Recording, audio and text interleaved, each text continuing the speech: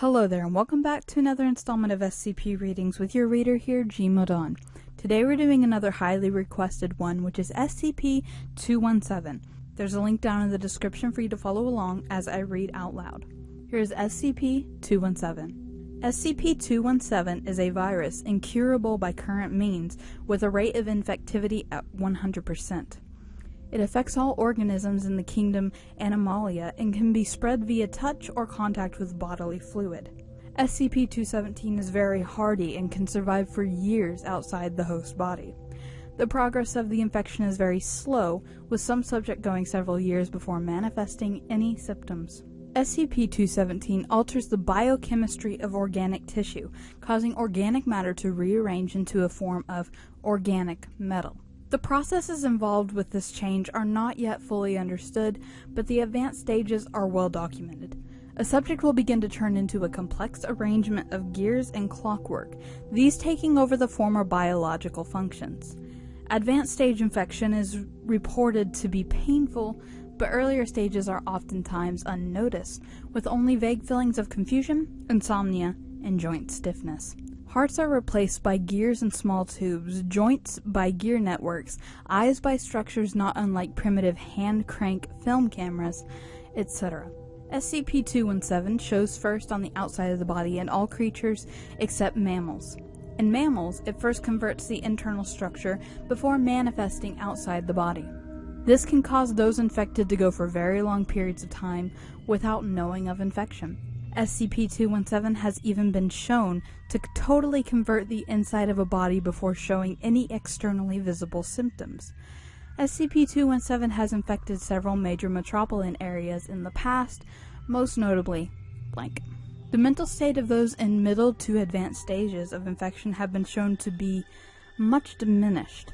Subjects respond in a repetitive fashion, and are very dull and mechanical in action, are easily distracted and confused, and generally irritable when faced with new problems. In addition, research on fully converted brain has data expunged. Just for a little extra, here are some notes on the symptoms. Subjects infected by SCP-217 have, at early stages, reported no major symptoms, aside from increased lethargy and a general lack of emotional response. Some have reported a feeling of fluttering or moving under the skin, coupled with a persistent ticking noise. This noise seems most prominent when SCP-217 infects the shoulders, neck, and head. However, it is audible if recording equipment is pressed against the affected area. Initial infection of SCP-217 is, as has been already stated, almost undetectable. As the infection advances, subjects will begin to feel sharp, tearing pain in areas that are converted. It has been compared to a knife wound or a deep muscle tear and can persist for hours or several days depending on both the subject and the area affected. The new clockwork organs appear to tear and rip at tissue for a short time before becoming fully integrated and settling into the new surrounding tissue, and this is believed to account for the pain.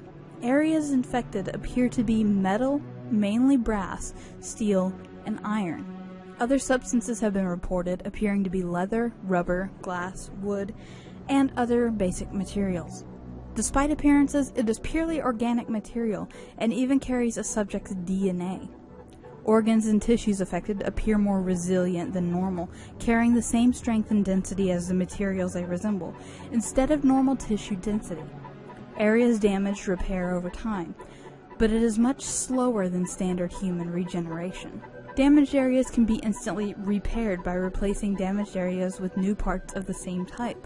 Testing has shown that there are no ill effects if parts made from normal materials, steel, wood, leather, replace the existing biomechanical clockworks. Most alarming, people infected with SCP-217 can continue for months, even years without being detected.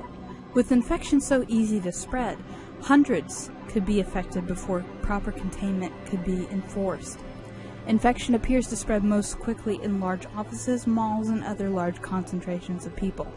To sum up this pretty long SCP, you're basically getting turned into a robot, so to speak, because you start losing your emotions, you start getting really tired, I guess, and you just slowly start losing your humanity, pretty much. It affects not only humans, it affects all animals as well. Anything within the Animalia kingdom, that's a pretty wide, broad scope of animals. What I like to think of it as, if any of you are Doctor Who fans, like me, I think it's a lot of, it's kind of like Cybermen, where you get upgraded and turned into just these huge metal machines. And the kind of dangerous thing about this is it's really, really, really easy to get. It's 100% effective when you catch it.